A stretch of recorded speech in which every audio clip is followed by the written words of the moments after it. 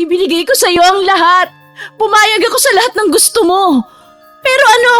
Ito ang isusukli mo sa akin, Joseph? Magdadala ka dito sa bahay natin ng kabit mo? Tama na, Lenny. Alam ko na hindi kita mabibigyan ng anak. Alam ko din na pahihirapan lang kita sa pag-aalaga sa akin dahil baldado na ako. Pero, bakit mo naman nagawa sa akin to? Alam mo kung ano ang dahilan. Mahal na mahal kita. Ginawa ko ang lahat ng makakaya ko. Mapasaya ka lang. Pasensya na. Mahal ko si Grace. Eh ako? Mahal mo ba ako? Mahal kita. Mahal? Mahal ba talaga o awa na lang ang natitirang dahilan kaya hindi mo ako maiwan? Mahal kita. Kung mahal mo ako, bakit ang sakit? Kung mahal mo ako, bakit nandito tayo ngayon sa sitwasyon na ito? Lenny. Pagmamahal, Joseph! Huwag mo nang gamiting dahilan ng pambababae mo sa pagmamahal mo sa akin dahil hindi ako tanga! Baldado lang ako pero naiintindihan ko pa ang lahat ng nangyayari. Ginagawa ko lang naman ito para sa'yo. Dahil sa sakit mo. Sinasabi ko na nga ba, itong sakit ko pa rin talaga ang punot dulo ng lahat. Sabihin mo nga sa akin ang totoo, Joseph. Talaga ako? Mahal kita. Mahal. Pero hindi sapat para mapigilan ka magdala dito ng babae. Tama ba? Matutulungan ako ni Grace na maalagaan ka. Mabait siya at naiintindihan niya ang sitwasyon nating dalawa. Nako, Joseph! Ni minsan ba sumagi man lang sa isip mo kung ano ang pwede kong maramdaman sa ginagawa mo sa akin ngayon? Kung maiintindihan ko din ba ang dahilan kung bakit mo dinala dito ang babaeng yan? Oo!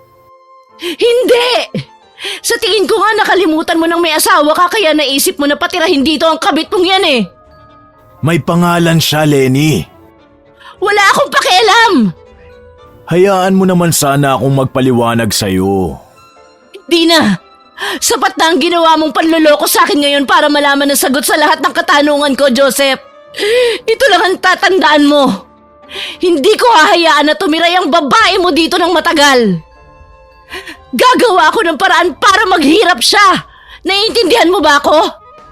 Mabait si Grace. Huwag mo naman sanang gawin ito, Lenny.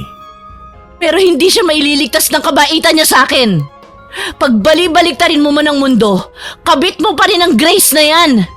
At ako ang asawa, ako ang legal. Humanda sa akin ang babae mo. Ha? Ano ba ang kaya mong gawin, Lenny? Lumpo ka!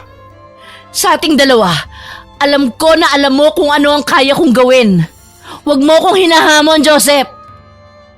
Pinanood lang ni Grace na pagulungin ng asawa ni Joseph ang wheelchair na sinasakyan nito papasok sa loob ng bahay. Bakas pa rin ang mga luha sa mukha ng babae at hindi man niya aminin. Nakaramdam siya ng matinding pagsisisi dahil sa lahat ng sinabi ni Lenny. Kaya nang tuluyan itong nakapasok, mabilis niyang nilingon si Joseph. Huwag na kaya, Joseph. Pwede naman akong tumira sa bahay ng kaibigan ko. Tama si Lenny. Nakakahiya nga naman kung dito pa ako makikitira. Huwag mong sabihin yan, Grace. Ako nagpapunta sa'yo dito. Ako ang humingi ng tulong sa'yo. Alam kong wala talaga sa plano natin ang nangyayari ngayon. Pero intindihin mo na lang sana kung bakit ganun ang naging reaksyon ng asawa ko sa nangyari. Siguro nagulat lang siya dahil hindi ko nabanggitan tungkol dito.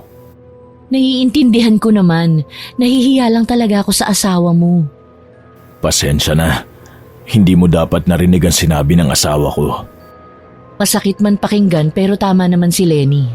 Kabit mo lang naman talaga ako, Joseph. At tanggap ko yon dahil mahal kita. Hindi ko lang talaga mapigilan na makaramdam ng hiya dahil sa mga nangyayari ngayon. Huwag mo na lang pansinin yung nangyari ngayon. Nadala lang si Lenny ng emosyon niya kaya niya yung nasabi. Sana nga. Shh! Magiging ayos lang ang lahat. Huwag ka nang mag-alala. Mabuti na lang talaga nandito ka, Joseph. Hindi ko alam kung anong gagawin ko kung wala ka. Hindi naman ako mawawala. O siya, tara na. Akin na yung mga gamit mo. Sige. Basta pag may ginawa o sinabing masama sa'yo si Lenny, sabihin mo lang kaagad sa akin, ha? Hindi ko hahayaan na masaktan ka niya. Pumasok ang dalawa sa loob at muli silang sinalubong ni Lenny na nakataas ang kilay at mukhang inis pa rin sa mga nangyayari. Nang dinala tuloy ni Joseph ang mga dalang bagahe ni Grace sa ipinaayos nitong kwarto, naiwan ang babae sa sala kung saan mariin nitong tinitigan ni Lenny na para bang kinikilatis. Wala tuloy nagawa ang babae kundi pilit na iwasan ang mga tingin nito. Hindi alam ni Grace kung ilang minuto siyang nakatayo sa harapan ng asawa ni Joseph. Pero mabilis siyang napatayo ng tuwid nang bigla niyang marinig ang pagtawag ni Lenny sa pangalan niya na puno ng otoridad. Ha? Bingi ka ba? Pasensya na, hindi ko kasi narinig ng maayos yung sinabi mo. Ang sabi ko, anong pinakain mo sa asawa ko para magawa mo siyang mapaikot gaya ng ginagawa mo sa kanya ngayon? Wala akong ginagawang masama. Ha? Hindi mo ba alam na masama ang ginagawa mo ngayon? Naninira ka ng relasyon ng iba. May asawa na si Joseph pero pinatulan mo pa rin. Mahal ko ang asawa mo. Pwes, wala sa lugar yung nararamdaman mo para sa kanya. Kung ako sa'yo hanggat maaga pa, wag mo na kaming guluhin. Hindi ka kailangan ng asawa ko. Alam ko, pero dahil lang naman kay Joseph kaya ako pumayag na dito tumira. Hindi man niya aminin, ramdam ko na mahirap para sa kanyang nangyari sa inyo. At dahil nga mahal ko ang asawa mo, kusang loob ako nagsabi sa kanya na tutulong ako para alagaan ka. Nababaliw ka na ba? Naririnig mo ba ang mga sinasabi mo sa akin ngayon, Grace? Kabit ka! Hindi ka dapat nandito ngayon para mag-alaga ng asawa ni Joseph. Mag-alaga sa akin! Hindi mo naman kailangan pumayag, Lenny. Napag-usapan na namin ito ni Joseph at pumayag naman siya. Kaya nga nandito ako ngayon. Mahal na mahal mo talaga ang asawa ko, ano? Alam kong mali, pero hindi ko pagsisisihan ang nararamdaman ko para sa asawa mo. Tanga! Isa kang baliw! Hindi ko alam kung masasabi mo pa sa akin ang lahat ng sinabi mo ngayon pagdating ng panahon. Pero isa lang ang alam ko. Nakakaawa ka! Ngumiti lang si Grace sa sinabi ng asawa ni Joseph bago ito pumasok sa loob ng kwarto kung saan naabutan ng lalaki na abala sa pag-aayos ng mga gamit niya. Hindi pa nga sana nito mapapansin ang presensya ni Grace kung hindi pa siya naupo sa mismong harapan ni Joseph at tinulungan ng lalaki na mag-ayos ng mga gamit. Sa gitna ng pagliligpit nilang dalawa, hindi napigilan ni Grace na mapaisip habang nakatitig sa gwapong mukha ni Joseph. May parte man sa utak niya na nagsasabi na mali ang lahat ng nangyayari. Gusto niyang ibaon yun sa kailaliman ng kamalayan niya para maiwasan na magsisi. Alam kasi ni Grace na may asawa na ito nung una pa lang, kaya pilit niyang iniwasan si Joseph. Pero sadyang mapaglaro ang tadhana at mas lalo lang siyang nahulog dito na nauwi nga sa sitwasyon na kinaroroonan niya ngayon. Bakit ang tahimik mo? Wala naman, may naisip lang ako. May nasabi bang masama si Lenny habang nasa labas ka kanina? O nagsisisi ka na kaagad sa naging desisyon mo? Hindi, wala. Eh bakit parang may malalim kaya tang iniisip? May problema ba? Pagod lang siguro ako. Gusto mo nang magpahinga? Pwede na ba? Oo naman. Saglit lang at kukuha ako ng ekstrang unang sa labas na pwede nating gamitin. Natin? Sa akin ka tatabi? Oo. Sa'yo naman talaga ako tumatabi, Grace. Bakit parang gulat na gulat ka naman yata? Pero paano yung asawa mo? Paano si Lenny? Baka may bigla siyang kailangan sa gabi tapos wala ka sa tabi niya para tumulong. Masyado ka talagang mabait. Nag-aalala lang naman ako para sa asawa mo. Matagal na akong hindi natutulog sa tabi ni Lenny. Sanay na siya na wala ako sa tabi niya kaya wag mo siyang alalahanin. Magagalit ba siya pag nalaman niyang sa akin ka natutulog? Hindi. Kung sakali man na magalit si Lenny, hayaan mo na lang. Ay sige na nga. Saglit lang at kukuha ako ng unan, ha? Hintayin mo na lang ako dito. Salamat, Joseph. Kinabukasan, maagang nagising si Grace dahil sa malakas na tunog mula sa kabilang kwarto. Para bang may bagay na nahulog doon kaya naman mabilis na tumayo sa kama ang babae at tumakbo, papunta papalabas para silipin ko ano ang nangyari. Nang makarating sa tapat ng pinto, sumalubong kaagad kay Grace ang asawa ni Joseph na nasa sahig at pilit na gumagapang papunta sa wheelchair nito. Dahil likas na mabait si Grace, agad siyang nakaramdam ng awa para kay Lenny at walang pagdadalawang isip na tinakbo niya ang direksyon ng babae para alalayan nitong makapunta sa wheelchair. "Huwag mo akong hawakan! Bitawan mo ako!" "Tutulungan na kita, Lenny." "Kaya ko sarili ko, ano ba?" "Alam kong kaya mo, pero tutulungan na nga kita para mas mapadali ang pagpunta mo sa wheelchair. Wala namang kaso sa akin tong ginagawa ko sa'yo." "Sa akin meron!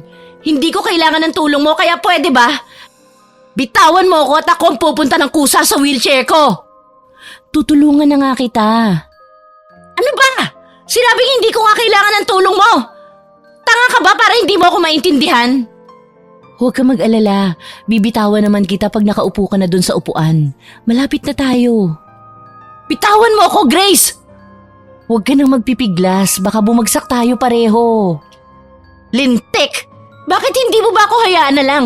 Ilang beses ko ba sasabihin sa'yo? Kaya ko nga ang sarili ko!" Anong nangyayari dito?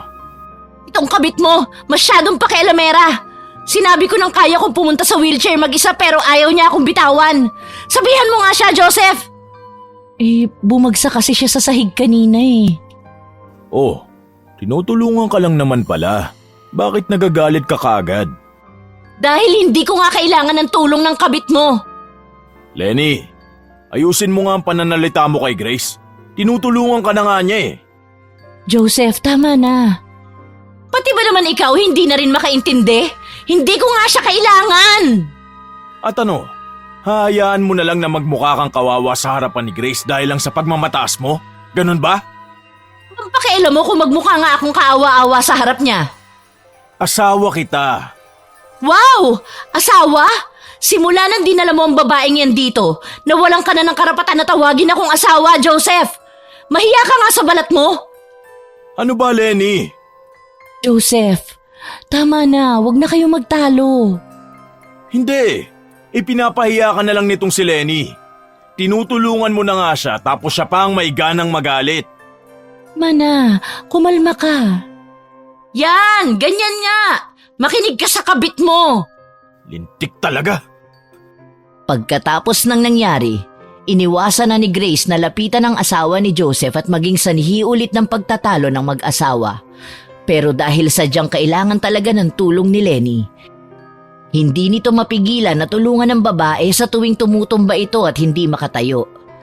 May ilang pagkakataon din na nasasaktan na siya ni Lenny pero dahil nga mabait ang babae, hinayaan niya lang ito at patuloy na inintindi.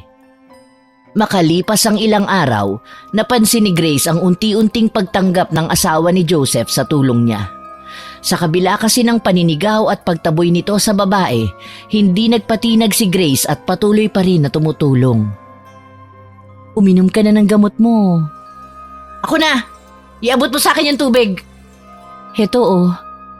Nga pala, inilagay ko na sa loob ng banyo yung damit na isusuot mo. May tubig ka na rin." "Mabuti naman. Si Joseph, nasaan?" "Nasa labas yata, may kukunin daw." "Himala ata at hindi ka sumama." Wala kasing maiiwan sa'yo dito sa bahay kaya nagpaiwan na lang ako." "Tanga ka ba? Ang tagal ko nang naiiwan dito mag-isa kaya hindi mo ko kailangan bantayan." "Kahit na. Hindi ko alam kung bakit sinasayang mo yung oras mo sa akin. Wala ka naman mapapala sa lumpong katulad ko." "Masama bang tulungan ka?" "Oo, dahil nagsasayang ka lang ng pagod sa katulad ko. Hindi mo ako madadala sa pagiging mabait mo, Grace." "Hindi mo naman kailangang madala. Gusto ko lang talagang tulungan ka." "Tingnan natin kung magagawa mo pa ako matulungan pagdating ng araw." "Anong ibig mong sabihin?" "Damo pa ba yung sinabi ko nung unang beses na tumuntong ka dito sa bahay namin?" Grace, samahan mo nga ako dito sa labas. "Saglit lang, Lenny ha. Pupuntahan ko lang si Joseph." Grace! "Saglit lang, papunta na ako." Ang tagal mo. "Bakit?" Ibili mo nga ako dun sa tindahan ng sigarilyo. Sige, akin na ang pera. Paglabas pa lang ni Grace ng gate, napansin na kaagad niya ang kakaibang tingin ng ilang mga tambay sa kabilang lugar, lalo na ng mga nakatatandang babae. May mga mapanlait itong tingin at kahit hindi marinig ni Grace ang mga binubulong ng mga ito, alam niyang siya ang laman ng kwento ng bawat taong nadadaanan niya. Nang marating nga niya ang tindahan, dali-dali itong bumili at agad na ring umalis para maiwasan ang matanong ng mga tao doon. Akala ni Grace ay ligtas na siya mula sa mga tsismosa nang matanaw na niya yung gate, pero nagkamali ang babae. Bigla siyang napatigil sa paglalakad nang harangin siya ng isang matandang lalaki na mukhang kanina pa naghihintay. Gustuhin man itong iwasan ni Grace, bigla siyang hinawakan ng matanda sa braso at may kakaibang ngisi sa labi na tinitigan siya nito. Ikaw ba iha ang bagong kalaguyo ni Joseph? Bakit niyo na itanong, Manong? Kalat na kasi dito sa aming lugar na may inuwi daw na babae si Joseph. Ikaw ba yon? Ako nga ho. Aba, at hindi mo talaga itinanggi ano? Makapal ang mukha mo, iha. Kailangan ko na hong umalis. Magandang araw ho sa inyo. Saglit lang.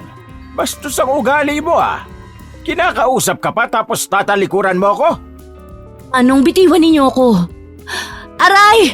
Nasasaktan ho ako! Ikaw ang kabit ni Joseph? Manong, natatakot na ho ako sa ginagawa ninyo. Tumigil na kayo, parang awa nyo na. Bakit? Wala naman akong ginagawa sa'yo, iha. Bakit ka naman matatakot sa akin? Hindi ba't sanay ka naman sa mga ganitong bagay? Yung puwersahan at delikado? Ano sinasabi ninyo? Halika, ipapakita ko sa'yo kung anong sinasabi ko, iha. Oh, wag! Bitiwan niyo ho ako! Sumama ka na sa akin. Saan niyo ho ako dadalhin? Wag ho! Maawa kayo! Maawa? Ikaw ba? Hindi ka ba naaawa sa asawa ni Joseph? Wala ho akong ginagawang masama. Ginamit niyo pa talaga ang sakit niya para lang punan ng init ng katawan niyo tapos ano? Pumunta ka pa dito para makisulok sa bahay ng mag-asawang yon? Hindi ba't malandi ka?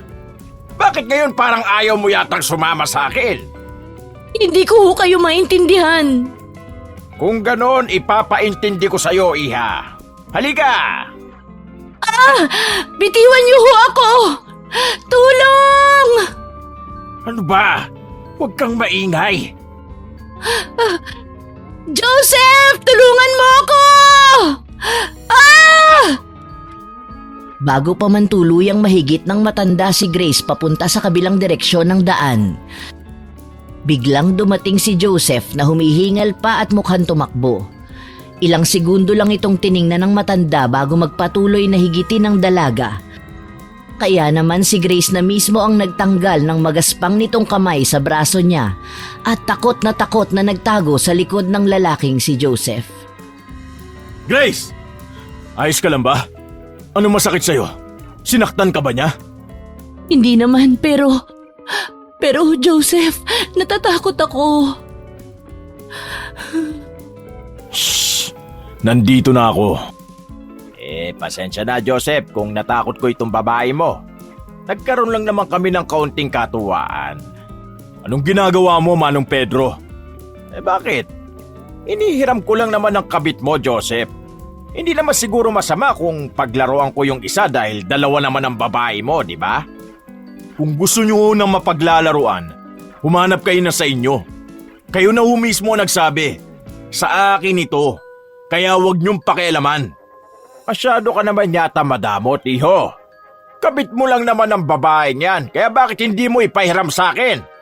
Abat, bastos pala ang bibig nyo Mahiya naman kayo, Manong Pedro. Ako ba talaga ang bastos sa ating dalawa, Joseph?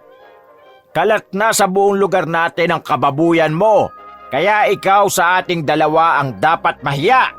Sinira mo ang pamilya mo. Wala kayong pakialam sa buhay namin, kaya pwede ba? Huwag kang manggugulo. Umalis na kayo dito bago pa ako tumawag ng pulis. Tingnan natin kung saan ka dadali ng pagiging sakim at sabik mo sa babae. Tara na, Grace. Pumasok na tayo sa loob. Lumipas ang ilang linggo matapos noong nangyari at naging bihira na ang paglabas ni Grace sa lugar ni na Joseph. Natakot na kasi ang babae dahil sa nangyari, kaya hanggat maaari ay nanatili na lang ito sa loob ng bahay. Nagpatay mali siya na lang din ito sa mga naririnig niya sa paligid at minabuti na lang iwasan ng mga tao na may masamang sasabihin sa kanya. Abala si Grace sa pagpupuna sa katawan ng asawa ni Joseph nang bigla siyang makarinig ng malalakas na katok sa labas ng bahay.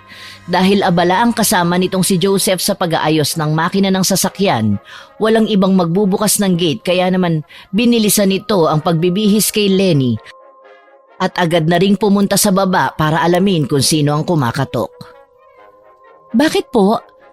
Sino po ang hanap nila? Jay? Tagal mo akong pagbuksan ng pinto ah. Jay, anong ginagawa mo rito? Ano pa ba? Eh di binibisita ka? Ginulat mo ako! Sira ka talaga! Alam ko. Wala ka bang balak na papasukin man lang ako? Nangangalay na ako dito kakatayo oh. Ay, oo, pasok ka! Ay, sa wakas. Bakit ka pala biglang napasugod? Binibisita nga kita. Tagal mo nang hindi nagpaparamdam sa dati mong tinitiran. Kaya sinadya na kita dito. Medyo naging abala kasi ako kaya hindi na ako nakabalik kaagad. Kumusta naman ang buhay mo dito? Masama ba ang ugali ng asawa ni Joseph? Jay, huwag ka nga maingay, baka marinig ka. Sus, hindi yan. Ano nga, masama ba? Medyo. Pero kaya ko naman. Malamang, ikaw pa ba?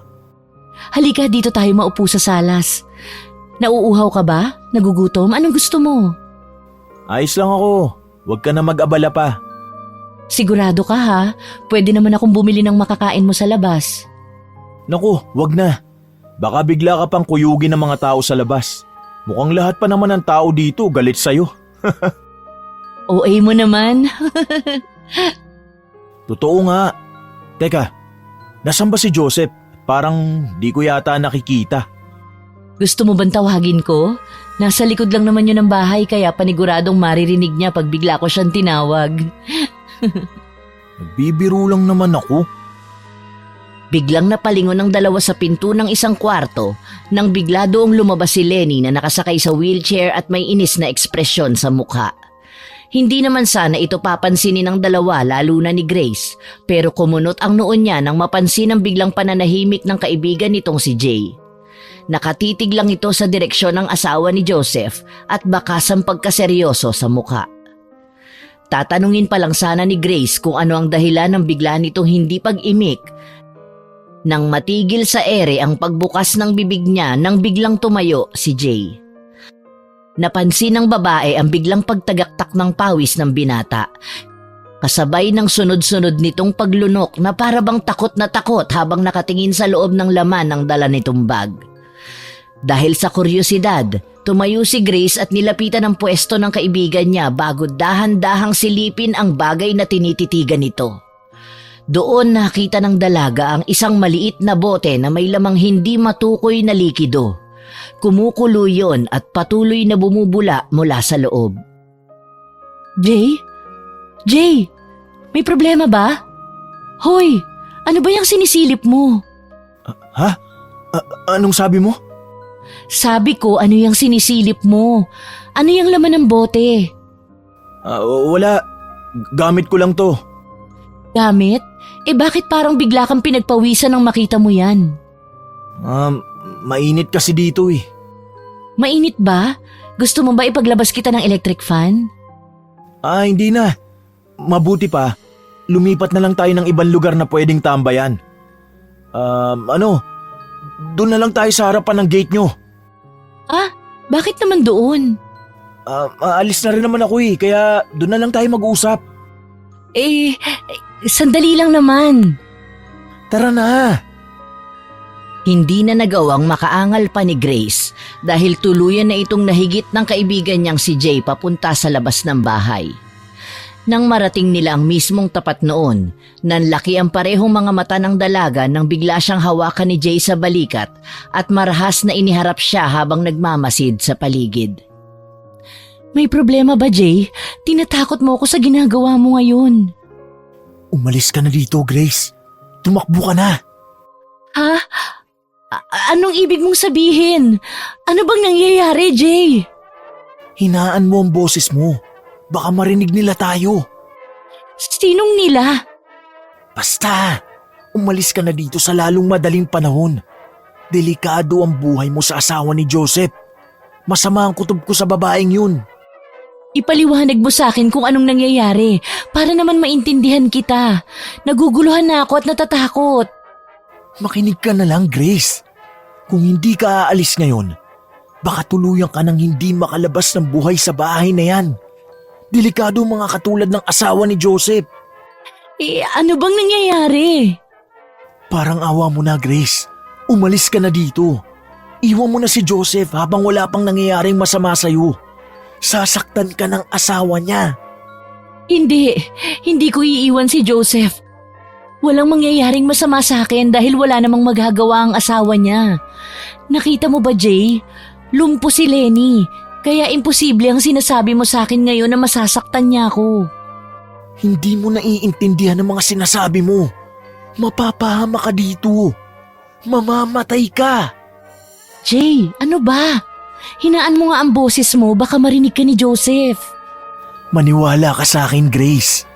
Delikado ang buhay mo dito. Tama na, walang mangyayaring masama sa akin. Jay, huwag ka masyadong mag-alala. Pagkatapos ng naging usapan nila ni Jay, umalis na rin kaagad ang binata kaya naman dali-dali nang pumasok sa loob si Grace kung saan sinalubong ito ni Lenny. Tiningnan lang siya ng babae ng ilang minuto bago ito muling pumasok sa loob ng kwarto nito at isinarado ang pinto. Gustuhin man niyang pigilan na isipin ang mga katagang binitawan sa kanya ng kaibigan niyang si Jay, hindi na alis sa isip ng babae ang mga naging usapan nila. Pasimple tuloy na muling tiningnan ni Grace ang saradong kwarto ng asawa ni Joseph bago ito nagpatuloy sa paglalakad papalayo. Sa mga nagdaang araw, naging madalas ang pagbisitang ginawa ng kaibigan niyang si Jay sa bahay ni na Joseph. Kahit si Grace ay nagulat din dito, pero nang maisip niya na ginagawa lang ito ng binata para bantayan siya, ay hinayaan na lang niya itong magpabalik-balik na halos doon na tumira. Ano? Ayos ka lang dito? Ikasampu mo na yatang tanong yan sa akin at gaya ng sagot ko sa iyo nung una, ayos nga lang ako. Alam mo, dapat siguro huwag ka na bumalik dito. Nag-aalala ka lang sa akin. Wala namang nangyayaring masama gaya ng sinabi mo. Pero balik ka pa rin ng balik dito. Nag-aalala lang naman ako para sa kaligtasan mo, Grace. Wala ngang mangyayaring masama. Masyado ka lang paranoid. Mabuti na yung nag-iingat. Baka nga hindi ako makapunta dito ng ilang araw eh. May bahay kasi akong pwedeng puntahan na pwedeng makatulong sa'yo. Salamat naman at titigil ka na rin kahit papaano. Napapansin pa naman ni Joseph yung pagbabalik-balik mo dito. Nagtataka na siya. Basta, kung may mangyaring kakaiba, umalis ka kaagad dito. Gagawa ako ng paraan para makabalik agad, kaya huwag kang mag-alala. Hindi naman talaga ako nag-aalala, Jay. Anong pinagsasasabi mo dyan? Akong natatakot para sa'yo eh. Bakit ba naman kasi natatakot ka? Basta! O siya, alis na ako. Babalik ka agad ako. Babalikan kita. Oo na. Sa mga araw na lumipas, gaya ng sabi sa kanya ng kaibigan nitong si Jay, hindi nga ito bumisita sa dalaga ng ilang beses. Akala ni Grace nung una, babalik din kaagad ang binata mula sa pinuntahan nito, pero lumipas ang mga linggo hanggang naging isang buwan at hindi pa rin bumabalik ang kaibigan ng babae. Dahil abala sa mga ginagawa sa bahay, nawala na lang din sa isip ni Grace ang tungkol sa pagbalik ni Jay. Mas naging tutok kasi ang dalaga sa pag-intindi sa asawa ni Joseph dahil sa paglala ng pagiging baldado nito, kaya naman nawala na siya ng oras na makapag-isip-isip tungkol sa kanyang kaibigan. Naiihi ata ako Magbabanyo ka? Sasamahan na kita. Anong sasamahan? Kaya kong pumunta doon mag-isa. Pero baka kailangan mo ng tulong kaya aalalay ako sa'yo. Ano ba? Bakit ang kulit mo? Sinabing ako na nga, di ba? Kaya ko ang sarili ko. Kaya kong maglakad. Tutulungan na nga kita. Alam kong mahirap pumunta mag-isa sa banyo. Pati ba naman pag-ihi ko, sasama ka pa rin? Baka kasi bigla ka nalang matumba sa loob. Lintik! Kaya ko nga sabi! Ano na naman yan? Bakit nagtatalo na naman kayong dalawa? Manahimik ka na nga lang, Joseph. Wala ka rin namang maitutulong sa akin. Huwag mo ako susundan, Grace, kundi tatamaan ka. Pero... Hayaan mo na siya. Kaya niya yon. Baka kasi madulas si Lenny. Hihingi din yun ng tulong pag kailangan niya. At paano kung hindi siya humingi? Mabuti pa hihintayin ko na lang siya matapos. Magpahinga ka na, Grace. Kaya na ni Lenny ang sarili niya. Tara na, matulog na tayo sa kwarto. Sige na nga. Halika na. Nahiga ang dalawa sa kama at agad na nakatulog dahil sa pagod. Hindi na rin namalayan pa ni Grace kung nakabalik ba ng ligtas ang asawa ni Joseph dahil nagising na lang siya sa kalagitnaan ng gabi dahil sa ingay ng mga aso mula sa labas. Pagmulat pa lang kasi niya, agad na sumalubong kay Grace ang tulog na si Joseph kaya naman dahan-dahan itong umikot papunta sa kabilang bahagi ng kama. Muli na sanang ipipikit ng dalaga ang mga mata nito para magpatuloy sa pagtulog. Nang bigla siyang may mahagip na figura ng tao mula sa mismong harapan ng pinto ng kwarto. Tiningnan niya yon ng mabuti at nang makumpirma na may tao nga, agad na nakaramdam ng kaba si Grace bago nito napagdesisyonan na dahan-dahang bumangon para alamin kung sino ang taong nasa dilim. Mabilis ang tibok ng puso at nanlalamig ang buong katawan na inihakbang ng dalaga ang mga paa nito papunta sa mismong pinto. Balak pa lang sanang buhayin ni Grace ang ilaw pero naging mabilis ang lahat ng pangyayari at bigla na lang nakita ng dalaga ang asawa ni Joseph na si Lenny na nakatayo. Mula sa sulok kung saan may kaunting liwanag, nakita niya kung paano mabilis nang umisi sa kanya ang babae bago ito bigla na lang nawala na nagpatindig sa balahibo ng katawan ni Grace. Lenny? Grace? Anong ginagawa mo dyan? Ha? Bakit nandyan ka? Anong ginagawa mo dyan sa dilim? Nakita ko si Lenny. Baka nagbanyo lang yon. Bumalik ka na lang dito at matulog. Bukas mo na siya intindihin. Pero nakita ko siyang Halika na. Matulog na tayo. Joseph? Oh, bakit? Nakakapaglakad ba ang asawa mo? Ano? Paano makakapaglakad yun? Lumpo nga, di ba? Baka masyado ka nang napapagod sa pag-aalaga kay Lenny kaya kung ano-ano ang nakikita mo. Pero nakita ko, nakatayo talaga siya doon sa dilim. Baka namamalikmata ka lang.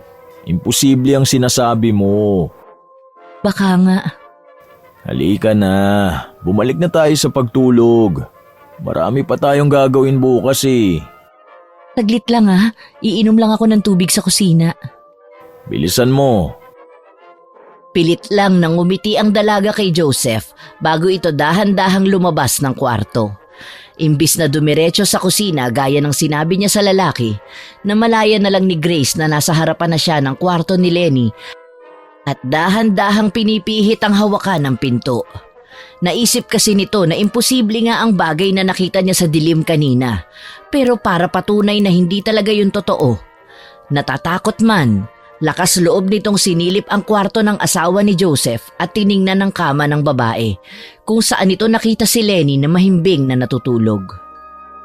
Kinabukasan, maagang nagising si Grace at nagpunta sa loob ng kwarto ni Lenny para alalayan itong bumangon, na palagi niyang ginagawa. Noong araw na yon, agad na napansin ni Grace ang kakaibang mga tingin na ibinabato sa kanya ng babae. Para bang alam nito ang ginawa niya noong gabi kaya naman hindi maiwasan ni Grace na makaramdam ng hiya at pilit na iniwasan ang mga mata nito. Nakatulog ka ba ng maayos, Grace? Ha? Oo naman. Talaga? Bakit? Wala. Napansin ko kasi na para bang kulang ka sa tulog. Tulala ka kanina. Ayos lang ako. Wala naman pati akong pakialam kung hindi, tinanong ko lang. Makahulugan na nagtinginan ng dalawa bago umiwas ng tingin si Grace at nagpatuloy sa paglilinis ng buong bahay. Gusto kasi ng dalaga na matanggal sa isip niya ang tungkol sa nakita nito kagabi. Kaya naman minabuti ni Grace na ituon na lang atensyon sa buong bahay kung saan hindi siya pinakialaman ni Lenny. Sumapit na ang gabi at oras na ng hapunan pero hindi pa rin nakakauwi si Joseph mula sa trabaho nito. Hindi man sanay na silang dalawa lang ang magkasama sa bahay, hindi na lang umimik ang dalaga at tahimik na lang na kumain. Hindi na rin ito hinintay pa na matapos ang asawa ni Joseph dahil agad na ring tumayo si Grace at pumasok sa loob ng kwarto. May kutob na siya na hindi uuwi si Joseph kaya maaga itong nahiga kahit hindi pa nakakaramdam ng antok. Hindi na namalaya ni Grace kung ilang oras siyang nakatulala sa kisame at doon tuluyang nakatulog pero naalimpungatan ito dahil sa paulit-ulit na pagkurap ng ilaw ng kanilang kwarto. Inis na bumangon si Grace sa kama at pinatay ang ilaw pero paglingon ito sa direksyon ng kama. Muling nanlaki ang mga mata ng babae nang makita niya mula sa dilim ang parehong figura ng tao na nakita niya kagabi. Walang pagdadalawang isip na muling binuhay ni Grace ang ilaw. At gaya ng nangyari nung una, muli niyang nakita si Lenny na nakatayo pero agad ding nawala matapos matamaan ng ilaw. Hindi na nag-isip pa si Grace at mabilis itong tumakbo papunta sa kwarto ng asawa ni Joseph at marahas na binuksan ang pinto. Lenny? Ano ba? Anong ginagawa mo rito? Bakit bigla-bigla ka nalang pumapasok sa kwarto ko? Akala ko nakakapaglakad ka na. Nababaliw ka na ba? Lumabas ka nga dito. Pasensya na. Ano na? Labas! Nababaliw na nga yata ako. Pasensya na ulit. Labas! Baliw! Isinarado ni Grace ang pinto at mabilis siyang bumalik sa loob ng kwarto kung saan paulit-ulit niyang inuntog ang sarili niyang ulo sa dingding ng kwarto dahil sa matinding kahihiyan. Hindi niya maintindihan kung anong nangyayari sa kanya at nakakakita siya ng mga ganong bagay. Naisip nito na baka pagod lang siya sa maghapon. Hindi na rin nagawa pang makatulog ni Grace dahil sa nangyari. Magdamag na lang itong naupo sa kama habang nakatitig sa labas ng pinto kung saan niya nakita ang figura ni Lenny sa dilim kung saan nakatayo ito at may nakakatakot ng ngisi sa labi. Dahil walang tulog, hindi pa tuluyang sumisikat ang araw nang bumangon si Grace at lumabas. Dumiretso siya sa kwarto ni Lenny at mahina doong kumatok bago pumasok sa loob. Gigisingin pa lang sana nito si Lenny pero biglang napatigil si Grace nang mapansin ang mga bakas ng hayop sa sahig ng kwarto ng babae. Maputik yon at may ilang lupa na napasama kaya imbis na gawin ang palagi niyang ginagawa sa umaga, kumuha si Grace ng basang pamunas at nilinis ang kwarto ni Lenny. Malapit na siyang matapos nang biglang dumating si Joseph at napansin siya, kaya naman agad na tumayo si Grace para sana ipaghanda ng makakain ng lalaki na agad nitong pinigil. Kape, gusto mo bang ipagtimpla kita? Hindi na. Natulog ka ba, Grace? Ha? Oo naman. Bakit parang puyat ka yata? Ayos ka lang ba? Saka, anong ginagawa mo dito sa kwarto ni Lenny ng ganito kaaga? Gigisingin ko na sana si Lenny kaso nakita kong puno ng putik itong kwarto niya kaya naglinis muna ako. Maaga naman ako nagising kaya inuna ko muna itong gawin. May sakit ka ba? Wala naman, ayos lang ako. Nga pala, ikaw, bakit ngayon ka lang umuwi? Ang daming aberya sa trabaho eh. Baka nga bumalik pa ako dun mamaya. Kukuha lang siguro ako ng ilang damit at pagkain dito bago umalis. Ka napapadalas yan ah. Kaya nga eh. Paano mamayang gabi? Hindi ka na naman dito matutulog? Posible. Bakit? May problema ba dito sa bahay? Wala. Puro ka wala. Nagdududa na ako. Lenny! Lenny, gumising ka dyan! Bakit? Maaga pa, wag mo muna siyang gisingin. Lenny! Bakit ba? Kita nang natutulog ang tao. Ano na namang ginawa mo kay Grace? Joseph, wala. Ha? Ano na naman bang sinumbong niyan sa'yo? Wala naman akong ginawang masama sa kanya. Siya nga tong bigla-bigla na lang sumusugod dito sa kwarto ko. Ikaw umamin ka na habang nagtatanong pa ako na maayos. Kundi malilintigan ka sa akin. Wala nga! Wala siyang ginawa sa akin, Joseph. Huwag mo na siyang ipagtanggol pa, Grace. Kilala kita. Tintik na buhay to, kagigising lang Napagbibintangan agad. Wala akong ginawa dyan sa kabit mo, kaya pwede ba? Lumabas na kayo dito dahil umiinit lang ang ulo ko. Ang aga-aga. Pasimpleng nilingon ni Grace si Lenny, pero tiningnan lang siya nito ng masama bago tuluyang sumarado ang pinto.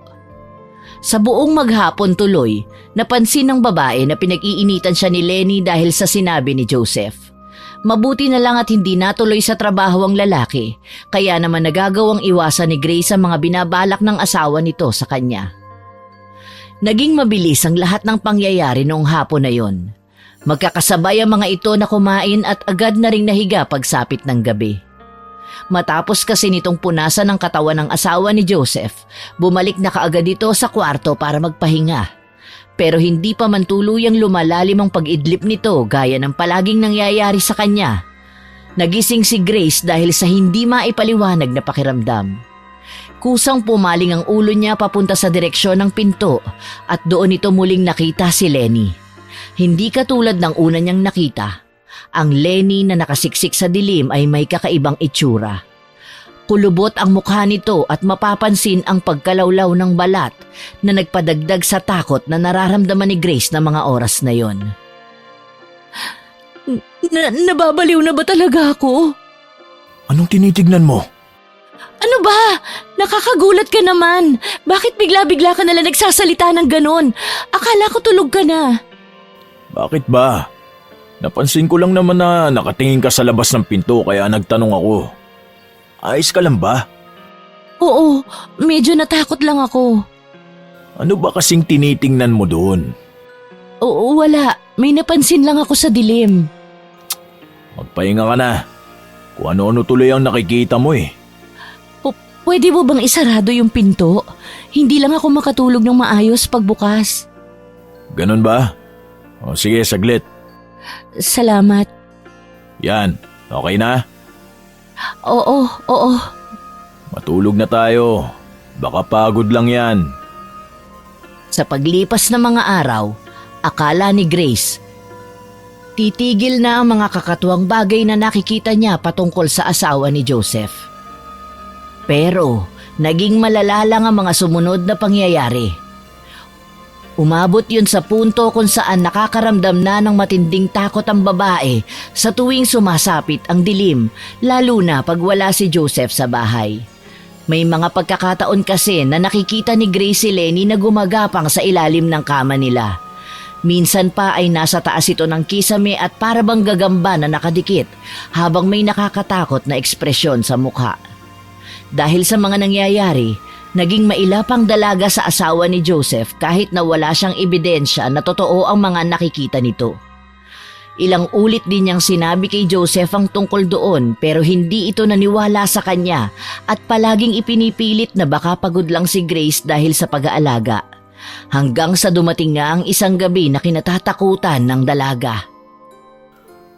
Kayo na muna ang bahala dito sa bahay . Baka sa makalawa pa ako makauwi dahil kailangan ko mag-overtime sa trabaho. Hindi ba pwedeng sumama na lang ako sa'yo? Sasama ka? Paano si Lenny? Walang mag-aalaga at magbabantay sa kanya dito. Pero... Bakit parang gustong-gusto mo naman atang dumikit sa asawa ko? Akala ko ba aalagaan mo ko, Grace? Manahimik ka dyan, Lenny . Hindi ka nakakatawa. Muwi ka na lang kaya mamayang gabi. Pipilitin ko. Babalik naman ako bukas kung hindi man ako makauwi kaagad, kaya huwag kang mag-alala. Sige. O siya, aalis na ako. Magsarado ka agad kayo ng bahay ha, malapit ng dumilim. Ingat ka. Ha? Bakit ba palagi ka nalang nauutal? Para kang tanga. Pasensya na. May bigla lang kasing pumasok sa isip ko kaya hindi kita narinig ng maayos kanina. Shh. Tulungan mo nga akong pumasok sa loob ng kwarto. Linisin mo na rin yung sahig. May mga putik na naman ba? Oo. Dapat siguro isara mo yung bintana mo sa gabi para hindi ka mapasok ng kung ano-anong hayop. Dami mong satsat. Linisin mo na lang. Sige. Tara na. Pagsapit ng 10:00 ng gabi, nasa loob na kaagad ng kwarto si Grace. Isinara na rin ito ang pinto ng kwarto nila at nahiga sa pinakasulok ng kama kung saan kitang-kita ni Grace ang buong paligid ng kwarto. Hindi kasi maintindihan ng babae kung anong problema sa kanya, pero nakaramdam si Grace ng matinding kaba at takot nung gabing yun na naging dahilan kung bakit paranoid itong nagbantay sa paligid. Pinakiramdaman niya ang lahat ng bagay na malapit sa kanyang direksyon. Lalo na ang kabilang kwarto kung saan natutulog ang asawa ni Joseph. Gustuhin man niyang ipahinga ang mga mata dahil sa pagod, may nagsasabi sa utak niya na may masamang mangyayari ng gabing yon, kaya naman naging mahirap para sa dalaga ang mag-relax. Tanging tunog lang ng paggalaw ng relo at ang mabibigat na paghinga ni Grace ang maririnig sa paligid. Hindi naman nagtagal, biglang bumuhos ang malakas na ulan sa labas at nasundan niyo ng pagkamatay ng kuryente. Kukuha pa lang sana si Grace ng ilaw pero mabilis siyang napalingon nang magsimulang gumalaw ang hawakan ng pinto na para bang may pilit na nagbubukas noon. Grace! Tulungan mo ako! Lenny? Tulungan mo ako! Tumumba yung wheelchair! Pero... Grace, ano ba? Wala akong makikita dahil sa dilim. Hihintayin na lang natin bumalik yung ilaw bago kita tulungan. Grace, buksan mo tong pinto! Bakit? Tulungan mo ako! Lalabas ako mamaya. Pasensya na talaga. Grace! Huwag mo naman akong takutin ng ganito, Lenny. Parang awa mo na. Grace! Tama na, please! Buksan mo tong pinto! Buksan mo! Ah! Buksan mo to! Papasukin mo ako, Grace! Lenny, tama na! Buksan mo ito! Tumigil ka na, please! Lumabas ka dyan! Nanindig ang lahat ng balahibo ni Grace sa katawan matapos niyang marinig ang kakaibang boses ng babae. Naging malagong yun na para bang malaking tao si Lenny, kasabay ng marahas na paggalaw noong hawakan ng pinto. Kung nung una ay pilit lang na pinipihit ng asawa ni Joseph yung hawakan, ngayon ay para bang gusto na talagang sirain ng babae ang pinto para lang makapasok. Tuluyang nanginig ang katawan ni Grace dahil sa takot. Tumakbo siya papunta sa pinakadulong bahagi ng kwarto at nagsimulang magsisigaw sa bintana para humingi ng tulong sa labas. Alam kasi ng dalaga na hindi na si Lenny ang nasa labas ng kwartong yun at malakas ang kutob ni Grace na mapapahamak siya oras na tuluyan niyong makapasok. Tulong! Tulungan ninyo ako, mga kapitbahay! Sige, sumigaw ka lang, Grace. Iparinig mo ang takot mo sa akin. Saklolo! Papasok na ako, Grace! Wag! Tulong! Walang makakarinig sa'yo. Walang magliligtas sa'yo. Sinabi ko naman sa'yo noong una pa lang na tigilan mo na kami ng asawa ko. Hindi ka pa rin talaga nakinig. Wag, Lenny!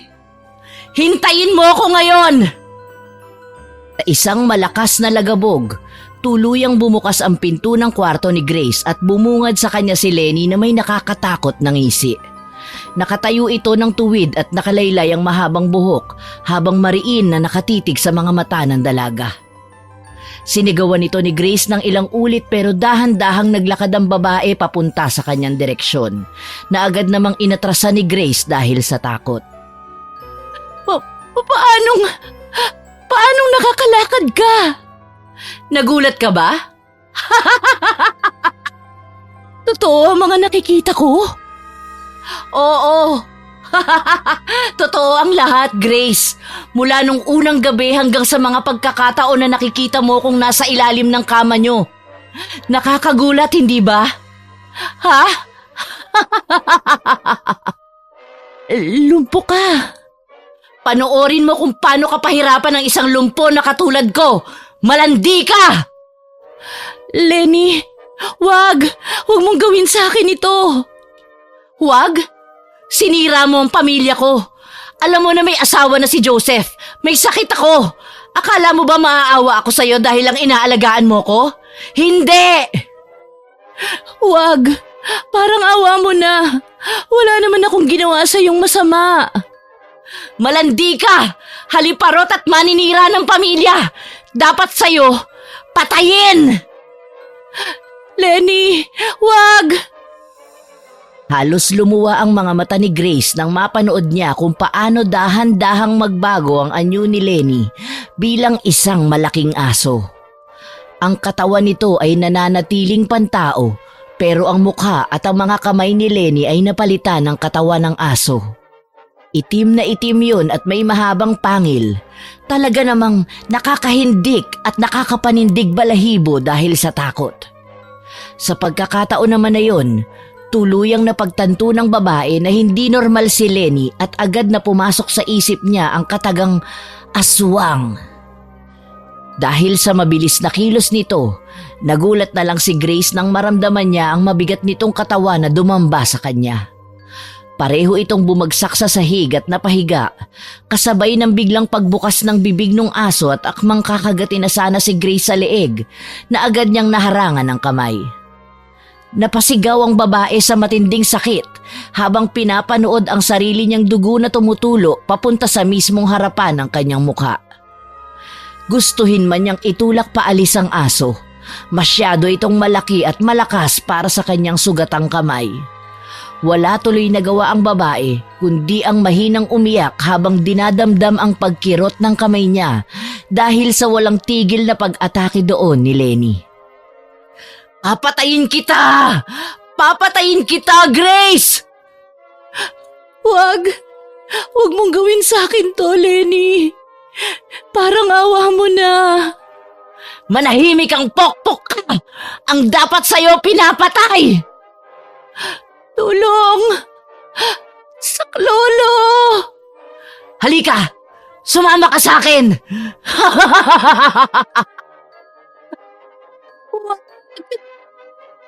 Gusto man ni Grace magpumiglas para makatakas kay Lenny. Tuluyan siyang nahawakan nito sa pareho niyang mga paa at balak na sanang higitin papunta sa labas ng pinto. Pero pareho silang napatigil nang biglang sumulpot si Joseph sa mismong harapan ng pinto. Walang mababakas na gulat sa mukha nito pero hindi yun binigyan ng pansin ni Grace gamit ang natitira niyang lakas. Malakas niyang sinigawan si Joseph para humingi dito ng tulong. Sa hindi naman inaasahang pangyayari, tiningnan lang siya ng lalaki bago ito dahan-dahang naglakad papunta sa direksyon nila ni Lenny. Nandito na ako. Joseph, tulungan mo ko. Parang awa mo na. Oh! Huwag mo sabihin na akala mo dumating itong asawa ko para iligtas ka. Ako na ang nagsasabi sa'yo, mali ka. Kawawa ka, Grace, dahil pumunta siya rito para tulungan akong mapatay ka.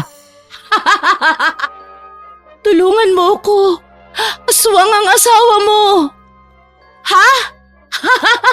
Akala mo ba talaga ililigtas ka niya? Pakiusap. Pinapasakit mo ang tiyan ko, Grace. Parehong-pareho talaga kayo nitong babae mo, Joseph. Mga bobo! Mga walang kwenta! Joseph! Tama ka ba talaga, Grace? Hindi ka nga sabi ililigtas ng asawa ko. Bumalik siya dito para tumulong. Naririnig mo ba ako? Pumunta siya rito para tulungan akong patayin ka sa ayaw at sa gusto ni Joseph. Anong? Naiintindihan mo na ba ngayon? Tama na, Lenny. Halika na, tulungan mo kong higitin itong si Grace papunta sa kabilang kwarto. Narinig mo ba? Ha? Sinabing tama na. Joseph, huwag mong gawin to. Mahal kita. Hindi ka maililigtas ng pagmamahal mong yan, Grace. Mamamatay ka dito sa mismong bahay namin. Joseph, please. Iligtas mo ako sa asawa mo. Huwag ka nang tumakas. Mas lalo ka lang masasaktan. Wag! Hindi matanggap ni Grace na pati si Joseph ay isa rin pala sa gusto siyang mamatay. Tuluyan-tuloy itong nanghina at tinitigan ang likod ng dalawa habang hinihigit ang lugaw niyang katawan papasok sa loob ng kwarto ni Lenny. Nang maipasok sa loob, dahan-dahang gumulong si Grace at nagtago sa ilalim ng kama.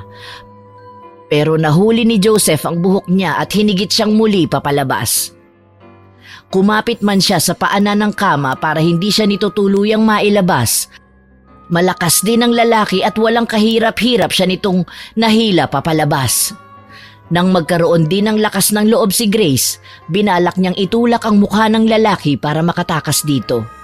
Pero nagulat ang babae nang ang bumungad sa kanya ay isang malaking baboy katabi si Lenny na nakangisi. Naging mabilis din ang lahat ng pangyayari at bigla na lang din siyang sinugod ng baboy na yon at inatake. Napuno ng dugo ang buo niyang katawan dahil sa sugat, kasabay ng ilang ulit na paglagutok ng mga buto niya na nadurog dahil sa katawan ng baboy. Malaki kasi talaga ito at may hindi normal na lakas. Tama na! Ganyan nga! Sumigaw ka, Grace! Iparinig mo sa akin kung gaano ka nasasaktan, kung gaano ka natatakot dahil sa mga nangyayari. Ang sarap sa tenga ng iyak mo!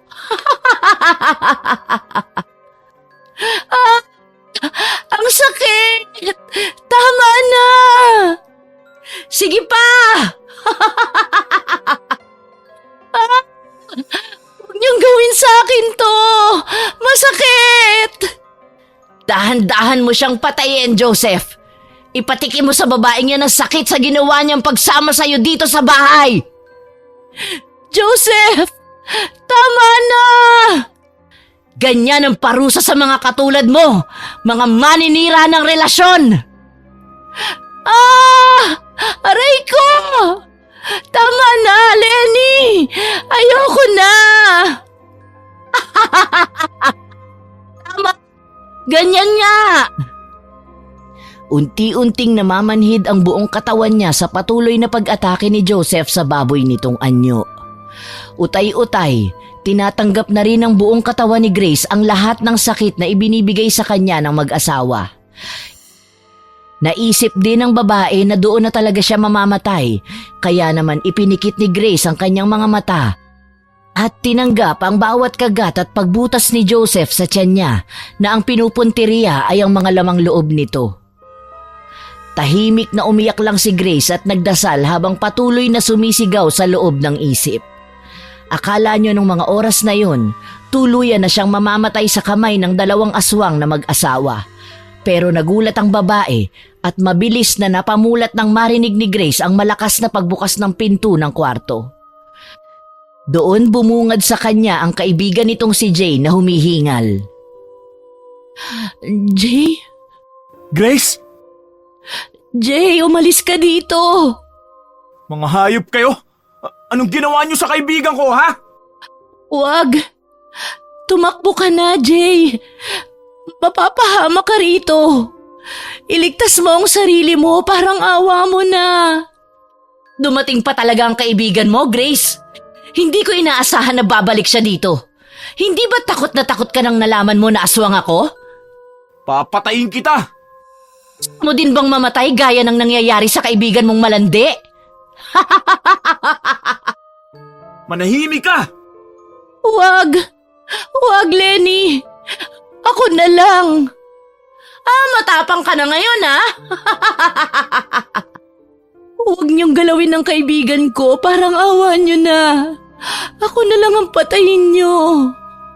Ililigtas kita, Grace. Ligtas? Nahihibang ka na ba?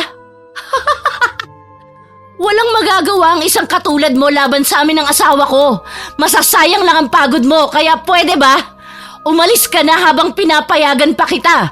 Dahil sa oras na uminit ang ulo ko, baka pati ikaw ay hindi na rin makalabas dito ng buhay. Umalis ka na, Jay. Akala mo ba natatakot ako sa'yo? Hindi! Pilit mang sigawan ni Grace ang kaibigan nito. Hindi nakinig ang lalaki at bigla na lang sumugod papunta sa direksyon niya habang may bagay na inilalabas sa dala nitong bag. Pinanood ng babae kung paano nakipagbuno ang kaibigan niyang si Jay sa aswang na si Joseph gamit lang ang kung ano-anong langis. Ibinabasbas niya yon sa katawan ng baboy na nagiging dahilan ng malakas nitong pagpalahaw na parabang nasasaktan. Hindi na naintindihan ni Grace ang sunod na ginawa ng binata dahil tuluyan siyang napahiga sa sahig habang hawak ang tiyan niya na hindi tumitigil sa pagdurugo. Hindi na rin nagawa pang lumingon nito para tingnan si Jay dahil sa matinding panghihina. Ang tanging nagawa lang nito ay ang pakinggan ang paligid kung saan narinig niya ang palitan ng palahaw ng mga ito. Hindi naman nagtagal, wala nang narinig si Grace na ingay ng baboy sa paligid at tanging paghinga na lang ni Jay at sigaw ni Lenny ang natira. Paanong? Anak ako ng albularyo, kaya kung ako sa'yo, tumakbo ka na dahil hindi kita hahayaang mabuhay. Albularyo ka lang! Bangkilan ako! Alam ko ang lahat ng tungkol sa mga katulad mo. Kung ganon, alam mo din na kaya kong gawing aswang ang kaibigan mong si Grace. Bitawan mo siya! Bakit parang bigla ka yatang natakot? Hindi mo siguro inaasahan ang sinabi ko, no? Aray! Bitawan mo sabi ang kaibigan ko! Kung sa tingin mo, kaya mo ako kagaya ng ginawa mo sa asawa ko si Joseph, pues nagkakamali ka. Malakas ako. Tumigil ka na, Lenny. Tama na. Manahimik kang malandi ka. Hindi naman mangyayari ang lahat ng ito kung hindi dahil sa'yo eh. Hindi ko alam kung anong nakita sa'yo ni Joseph para bigla na lang niya akong lokohin. Mahal ako ng asawa ko. Tahimik pa rin sana ang buhay namin ngayon. Masaya kung hindi ka dumating. Mahal ko ang asawa mo, alam mo yun. Hindi ko naman kayo ginulo. Hindi ba tumulong pa nga ako kay Joseph na alagaan ka? Dahil mahal ko siya at hindi yun labag sa loob ko. Wala akong pake. Akala mo ba mababago ang isip ko pagkatapos mong sabihin yan? Hindi! Kung kinakailangan kong gawin kang aswang tulad ng ginawa ko kay Joseph, makaganti lang sa'yo, gagawin ko. Anong ibig mong sabihin? Bago pa man makasagot si Lenny, nagulat na lang si Grace nang makita ang kaibigan nito na nasa likod na ng babae at may hawak na pamalo. Sa isang mabilis at malakas na hampas, tumumba ang babae at napahiga sa sahig. Tuluyang binibitawan ang nanghihina ng katawan ni Grace na agad na sinalo ni Jay at inihiga sa malapit na kama. Pinanood ni Grace na itali ng binata ang asawa ni Joseph sa isang upuan bago ito mabilis na lumapit sa kanya at dali-daling binuhat siya saka itinakbo papalabas ng bahay. Hindi pa man tuluyang nakakalayo ang dalawa. Narinig nila ang malakas na sigaw ni Lenny mula sa loob ng bahay, kaya mas binilisan pa ng lalaki ang takbo. Hindi man alam ni Grace kung saan sila pupunta. Mahigpit siyang kumapit sa katawan ni Jay habang mahinang dumadaing dahil sa pagsakit ng kanyang sugat na dumudugo pa rin. Grace? Grace, ayos ka lang ba? Jay? Huwag kang pipikit. Hahanap tayo ng malapit na ospital na pwedeng gumamot sa mga sugat mo. Buisit, hindi pa rin talaga tumitigil yung pagdurugo. Delikado to. Saan tayo pupunta? Hindi ko alam, pero kailangan natin makalayo. Baka sundan tayo ng asawa ni Joseph at maabutan. Mahirap na. Paano kung hindi tayo makatakas? Baka maabutan nila tayo at mapatay. Huwag kang magsalita ng ganyan. Hanggat kaya natin tumakbo, tatakbo tayo. Si Lenny lang naman na may kakayahan na humabol sa atin dahil hindi ko siya napuruhan kanina. Si Joseph, siguro hanggang kinabukasan tulog pa rin yun. Salamat at dumating ka.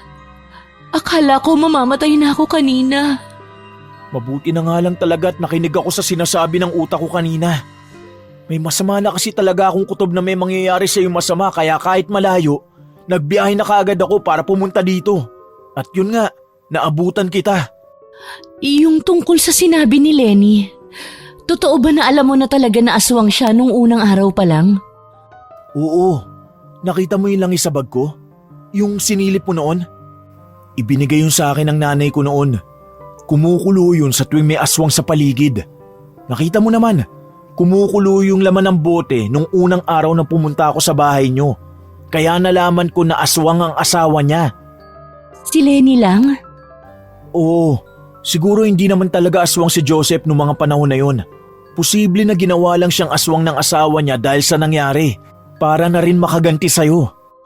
Diyos ko, kaya ba sabi ni Lenny gagawin niya rin akong aswang? Oo, kaya niyang gawing aswang ang isang normal na tao kung gusto niya. Ganun ang mga bangkilan. Paano kung nagawa nga niya akong isang aswang? May posibilidad pa ba na bumalik ako sa dati? Tungkol ba talaga sa'yo ang tanong mong yan? O para kay Joseph? Gusto ko lang naman malaman kung posible pa natin siyang mailigtas mula kay Lenny. Wala na. Paano ka nakasigurado? Malakas ang kutob ko na alam din ni Joseph na aswang ang asawa niya. Paano kung… Tama na, Grace. Munti ka na nga mamatay dahil sa pagmamahal mo sa lalaking yun eh. Tumigil ka na. Sorry. Ayos lang, tara na. Kumapit ka sa akin na mahigpit.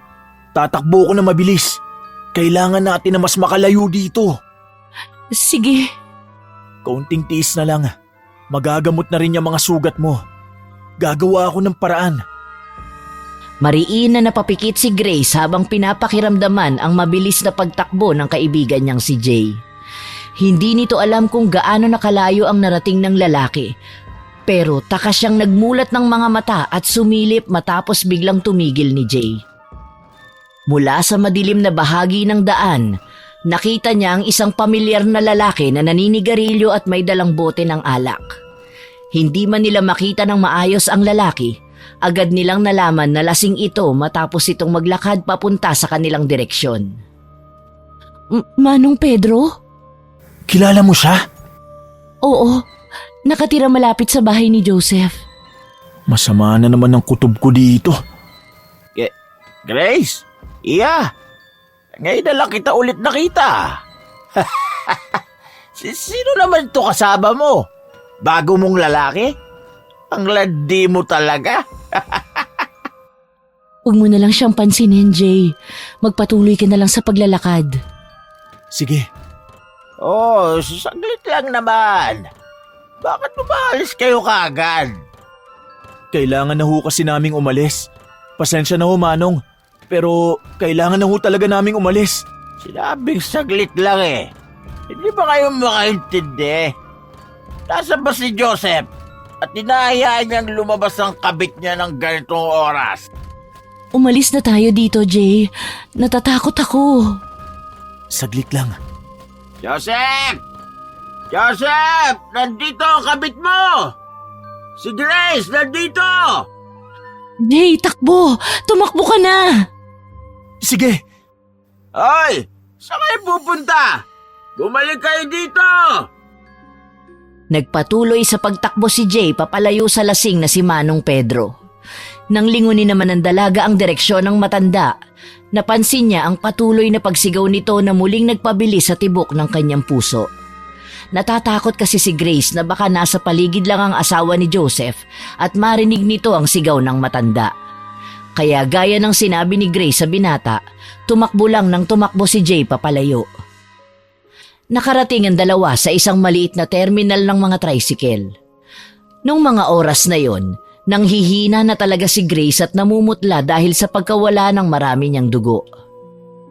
Gustuhin man itong manatiling gising gaya ng paulit-ulit na ipinapaalala sa kanya ni Jay, dahan-dahan niyang ipinikit ang kanyang mga mata dahil sa matinding pagod.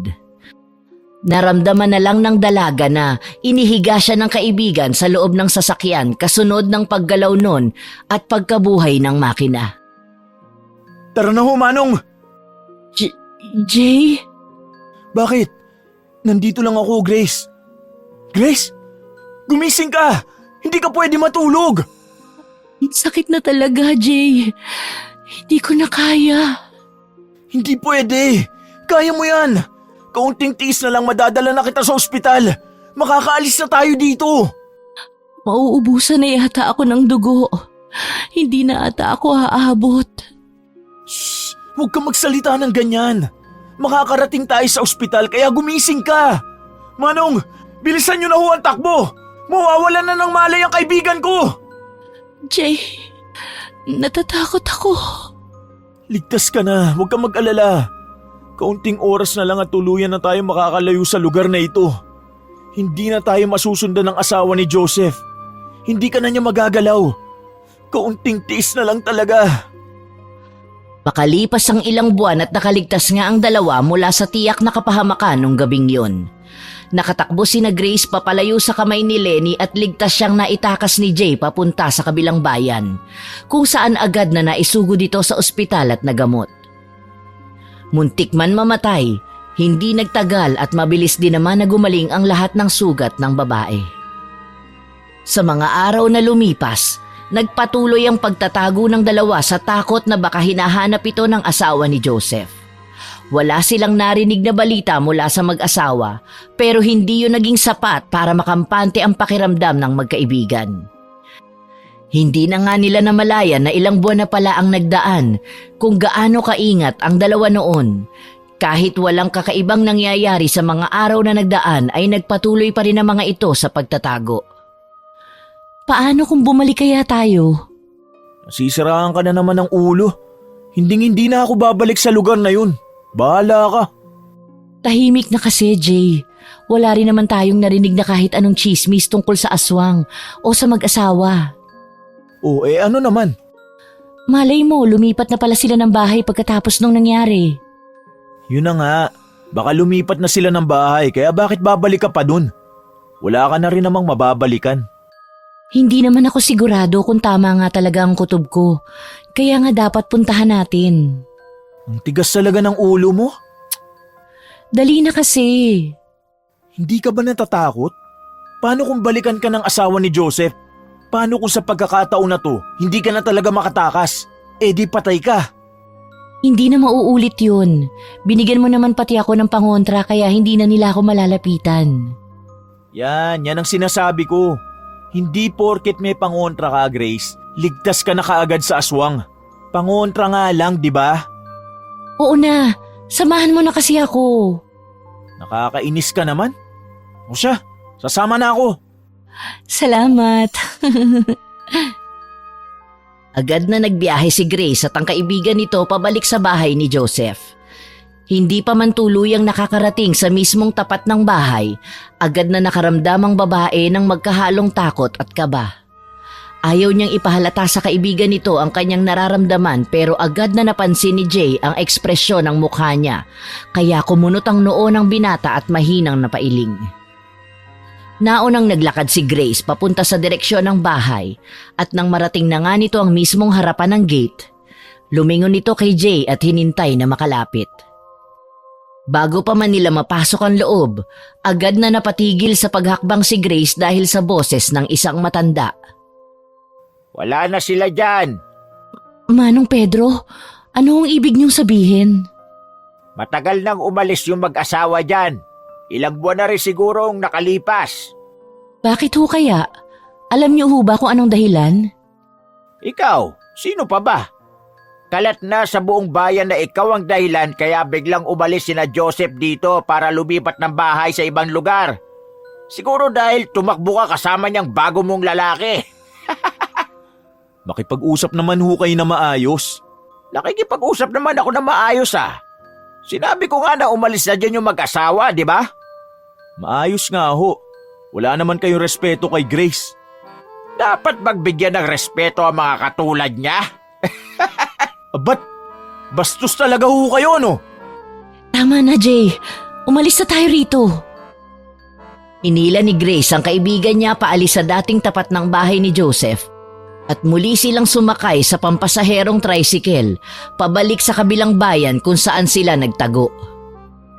Napansin niya ang pananahimik ng lalaki kaya naman hindi na lang ito umimik hanggang sa makabalik na nga sila sa kanilang lugar.